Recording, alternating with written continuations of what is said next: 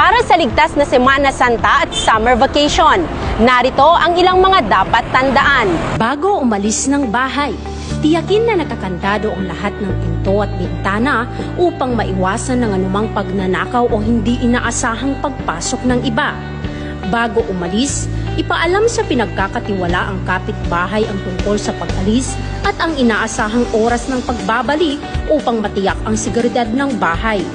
Patayin ang pangunahing switch ng kuryente at tubig upang maiwasan ng anumang aksidente o insidente habang wala kayo.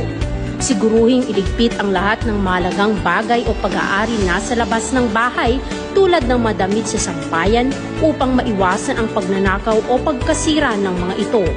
Para sa mga maglakbay gamit ang pribadong sasakyan, siguruhing nasa maayos na kondisyon ng sasakyan bago maglakbay. Tandaan ang blow baguettes, battery, light, oil, water, brakes, air, gas, engine, tools, at self.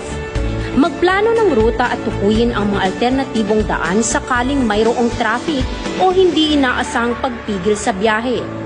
Magpahinga at magkaroon ng sapat na tulog bago magmaneho upang maiwasan ang pagkakamali at pagkasira ng konsentrasyon sa kalsada. Sumunod sa mga batas trapiko at mag-ingat sa bilis ng pagmamaneho upang maiwasan ang aksidente. Para sa mga sasakay sa pampublikong sasakyan, siguruhing secure ang iyong mga gamit tulad ng bag at cellphone upang maiwasan ang pagnanakaw. Iwasang magdala ng maraming gamit o bagay na hindi kinakailangan para maiwasan ang pagkawala ng mga ito. Magdala ng sapat na pera o pamasahe para sa biyahe upang maiwasan ang abala o aberya.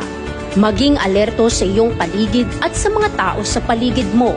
Kung mayroong hindi ka nais-nais na pangyayari, agad na magsumbong sa mga otoridad o sa mga police assistance desk na nakatalaga sa bawat istasyon.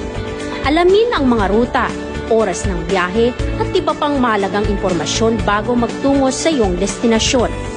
Mainam na dumating ng mas maaga sa istasyon ng bus, tren, pier at paliparan upang maayos ang iyong mga gamit at maiwasan ang siksikan.